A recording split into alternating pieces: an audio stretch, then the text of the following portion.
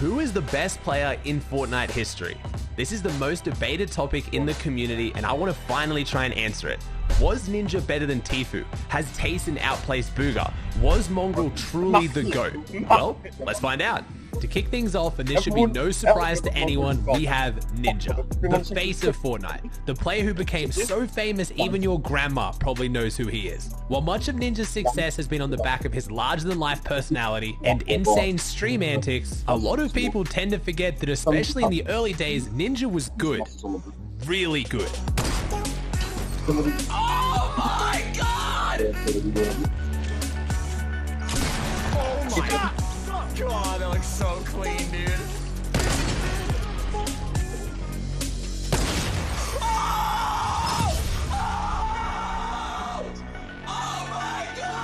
This was still the very early days of Fortnite, and while players such as Myth were beginning to develop strategies around using advanced building mechanics to overcome opponents, it was still a battle royale, and aim and decision-making won games. Ninja had just switched to Fortnite as one of the best players in H1Z1, so he was no stranger to battle royales.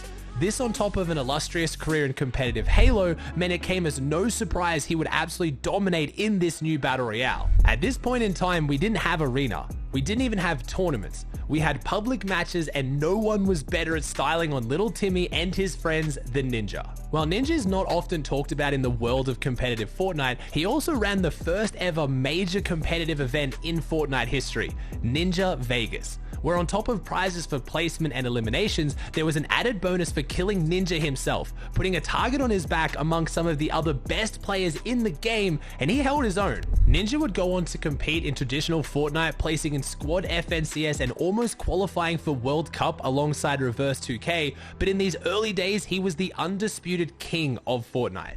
As seems to always be the way in early Fortnite, when we have Ninja, we have Tfue. While these two would go head to head many times, many would still debate who was better. I'm not going to do that here today though, as I believe they were both on top, but at different times. At this point, much like Ninja, Tfue was known for absolutely styling on kids in pubs with some of the most memorable plays and trick shots that still live on to this day. As these early days progressed though, we began to see the introduction of Fortnite kill races, where Tfue alongside Cloaksy would dominate almost every week of Fortnite Friday, pulling off some of the most insane clutches we have ever seen.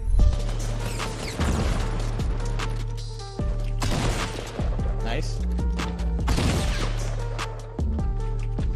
No one south there. Next to me, next to me!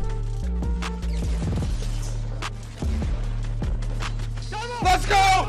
Let's go! You go, bro! Do we win? Do we win? Yet it was as Fortnite transitioned into mid-Chapter 1 and we saw the rise of major tournaments with the introduction of the skirmishes that Tfue would really cement himself as the best in the game. It was no longer just about styling on kids in pubs. It was about taking on the best of the best in the world in custom lobbies. While Tfue started off slow with a 27th in the summer skirmish, when fall rolled around, Tfue was unstoppable, picking up wins in 2 weeks of the qualifiers, leading to one of the most iconic celebrations in Fortnite history.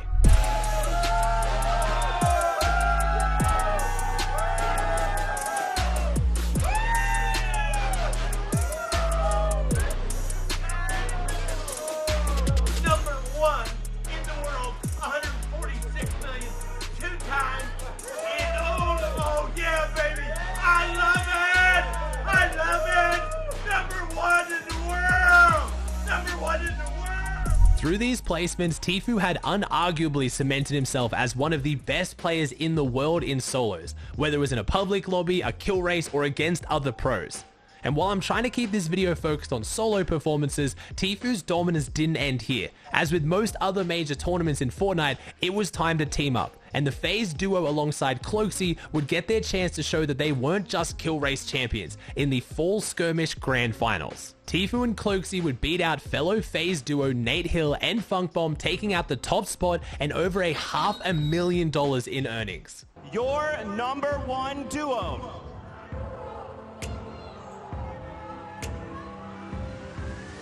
It's Tfue and Cloaksy!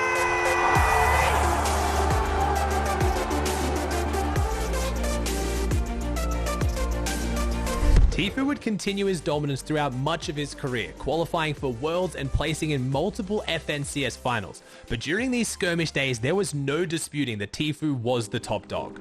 Transitioning into late Chapter 1 and the World Cup, we have, of course, Bugha. Well, I believe almost every time period in Fortnite you can debate who is the best player. When it comes to World Cup, it was undeniably Bugha. Bugha was no stranger to competitive Fortnite coming into the World Cup, having been involved in the NA East practice scene since the very beginning, and placing first in the Black Heart Cup solo qualifier, the first major online solo tournament in Fortnite. However, when qualifiers rolled round, the big names like Tfue, 72 Hours, and Vivid had everyone's attention to be the first players to qualify. Yet after the very first qualifier, Bugha found himself at the top of the leaderboard on 69 points.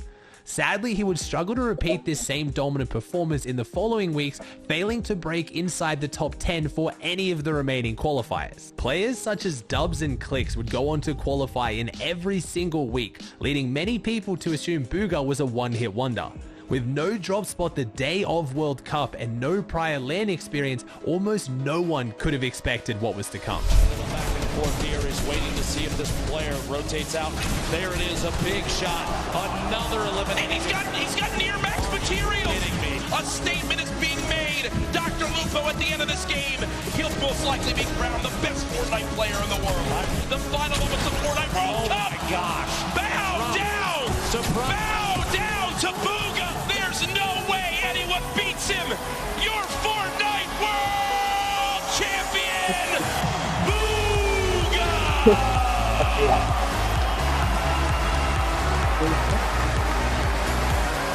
One more time, your world champion, Bugha! No.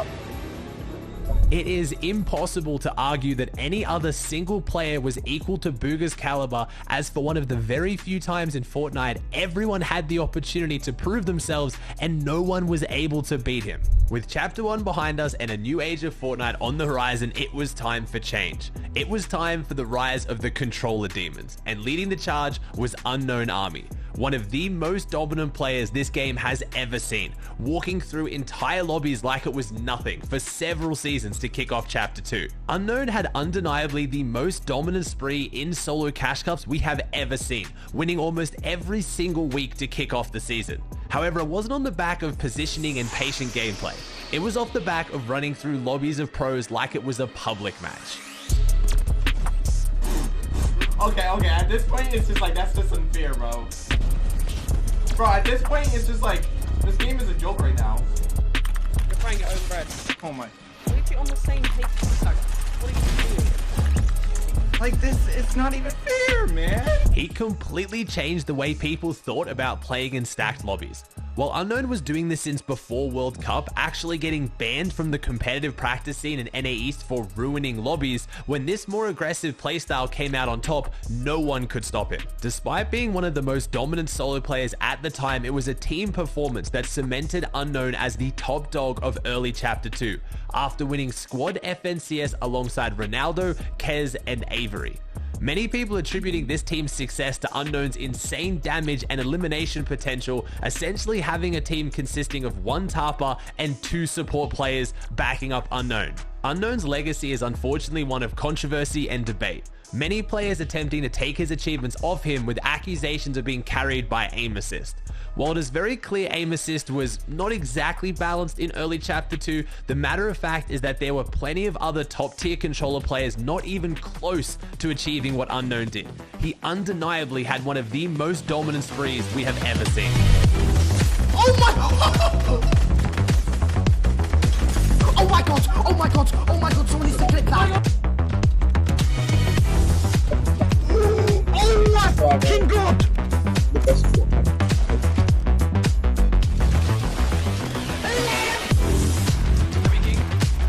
Not dead! Dead!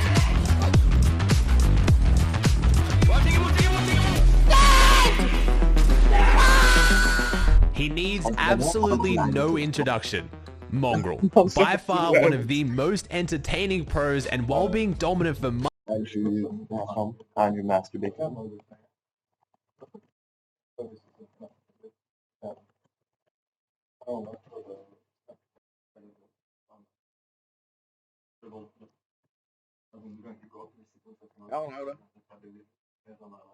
Han er en incredible receiving shoreline. Ja, han kom på nyhetene, han var så 13 år. Han var forut på. Much of Fortnite's history, it was in mid-Chapter 2 when I believe Mongrel was on a different level, even more so than the era of MMB. While placing a respectable 26th and 16th in the solo FNCSs to kick off Chapter 2, it was in Season 4 alongside Tayson and Mitro that Mongrel would pick up his first ever FNCS championship. While I will admit their first place was through less than conventional teamwork. Take this. Give me a shot! Oh. I drove you AR and you're running away from me. What is that play? Oh, guys, reboot. I did! I told you 100%! Do. Bro, Tayson, we're not hearing many comms from the little IGL dude. I don't know what's going on. Oh, what are you guys doing, man? What are you doing? I need some comms, though. It was Mongrel's dominant mechanics and sheer fighting ability that enabled this team to win. With a similar playstyle to that of MMB in Season X and some of the worst communication and chemistry we have ever seen in a top-tier team, Mongrel proved that armed with shockwaves and one-pumps, no one could stop him. Yeah, do you want to all go? Yeah, go. 3, 2, 1, go! One shot, we're dead! It is very hard to pinpoint a time when Mongrel was at his peak, as he was on top of everyone's list for so long. Many would argue it to be Season X alongside Mitro and Benji, and while I'm inclined to agree, you can't underplay how impressive this FNCS win was, finally picking up his first crown while streaming and being surprise contested. It will forever go down as one of the most intense FNCSs ever. It is very fitting that where Mongrel's story of dominance would start to end, Tayson's would begin. With the most amount of online earnings in all of Fortnite now sitting at almost $1 million, Tayson is the undisputed GOAT of the post-World Cup Fortnite era. Kicking off Chapter 2 with a 5th and 1st in the solo FNCSs, 1st and 3rd in trios, and closing out the chapter with a 1st in Grand Royale, no one could argue that Tayson is the best overall player throughout Chapter 2. Let's not forget just how Tayson won solo FNCS either. A 1v1 against Vino in 2nd place. The winner would take home the crown, and of course, Tayson comes out on top. It'll have to be Vino going for the win right now in order to catch up. He's going for Erkin as well. If he gets 3, that could be it. He's moving forward, forcing the placement. Tayson on all walls, but he sees everything through. Finds it. A big match from Tayson takes them all. The undisputed best solo player possibly in the entire world. Guild Tayson. Even on top of some of the most dominant solo performances we have seen, Tayson's ability to pick up new and often underrated teammates and lead them to victory proves that even in team game modes, Tayson is the carry. His confidence to split up with teammates even after having just won an FNCS and go on to win again with a completely new team is unmatched by any other pro. Outside of Booga at World Cup, I believe there are few times in Fortnite history where you can point to one pro and say they are unarguably the best player in the game. But Tayson throughout almost the entirety of Chapter 2 was that player. To argue he was at the very least not top 3 would be ridiculous. Much like Chapter 2's early days, Chapter 3 has been dominated by a relatively new face. Malabuka, the Russian powerhouse who somehow, no matter what place he is in on the leaderboard halfway through a tournament, will almost always end on top. It's SUSPICIUS. Give it up for your winners, Epic Will and Malabuka.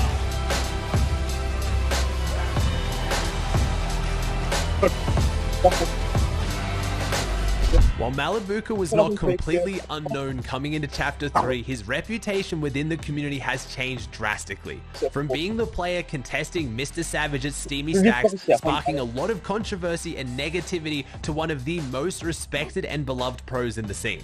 Malabuka may have to go down as one of, if not the best fighting IGLs. Meaning despite his incredible solo skill and ability to overwhelm players with his mechanics, when it comes to team game modes, he also has the game knowledge and understanding to lead his team to victory.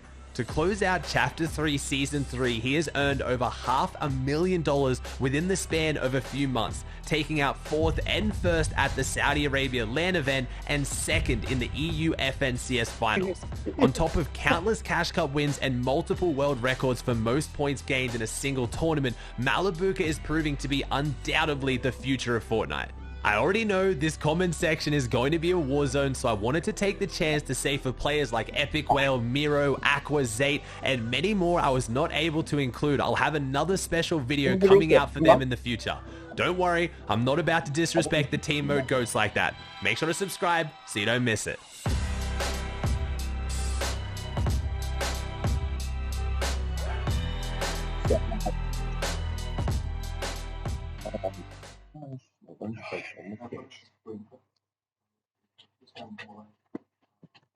Hvorfor skulle vi ungene følge jævlig mange?